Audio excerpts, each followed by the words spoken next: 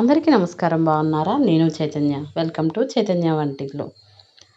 మేము ఎక్కువ non veg తినకపోయినా కూడా అంటే నాన్ వెజ్ అంటే చికెను, మటను, ఫిష్ ఎక్కువగా తినకపోయినా కూడా మా చిన్నప్పటి నుంచి ఈ ఎండు చేపలు, ఎండు రొయ్యలు ఇవి ఎక్కువ తినేవాళ్ళమని చాలా వీడియోల్లో చెప్పాను కదా!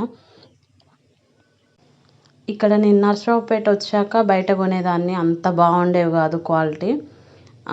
నేను చేపల మార్కెట్‌కి వెళ్ళినప్పుడు ఒకసారి చూశాను పక్కన ఎండు చేపలు ఉండడం.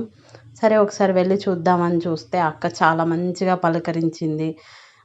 "ఏం కావాలమ్మా?" అని అడిగింది. కొత్త కొత్త రకాలు నేను తెలంగాణలో చూడని చాలా రకాలు ఇక్కడ చూశాను. వీటిని ఎలా వండుతారు అన్నీ కనుక్కుంటాను. నేను ఇప్పుడు ప్రతిసారి వెళ్తూనే ఉంటాను. వీక్లీ వన్స్ 2 టైమ్స్ వెళ్తూ ఉంటాను. ఇది ఎక్కడ అంటే ఎగ్జాక్ట్‌గా చేపల మార్కెట్, నర్సరావుపేట చేపల మార్కెట్ ఒకటే ఉంది కదా! ఆ చేపల మార్కెట్ పక్కనే 2 షాపులు ఉన్నాయి ఎండు చేపలయి. ఫస్ట్ షాపే. ఈ అక్కని చూస్తే మీరు గుర్తుపడతారు ఎవరైనా. ఎంత మంచిగా రెస్పాండ్ అవుద్దంటే అన్నీ ఏవేవి ఎలా వండుకోవాలి. మనకు ఒకవేళ ఈ చేప గురించి తెలీదనుకోండి, "అక్క ఇది ఎలా వండుతారు?" అని చెప్తే తనే నాకు డీటెయిల్‌గా చెప్తది.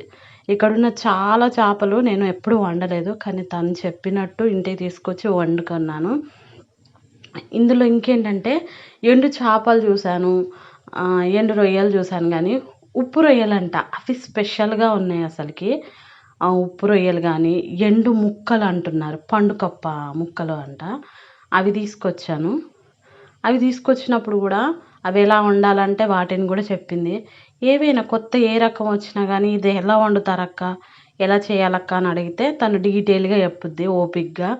చూడండి ఇక్కడ కూడా నాకు అవి ఎలా వండుకోవాలో చెప్తుంది. 2, 3 మంత్స్ బ్యాక్ మమ్మీ వచ్చింది. మమ్మీ వచ్చినప్పుడు కూడా ఇక్కడ నుంచి హైదరాబాద్ తీసుకెళ్ళింది.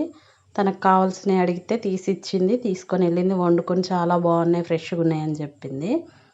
అలాగే మీకు యూజ్ అవుద్దని ఈ వీడియో అప్లోడ్ చేస్తున్నాను. మీకు ఈ షాప్ తెలుసా? మీరు ఎక్కడ రెగ్యులర్‌గా కొంటారో కామెంట్ చేసి చెప్పండి. Thank you.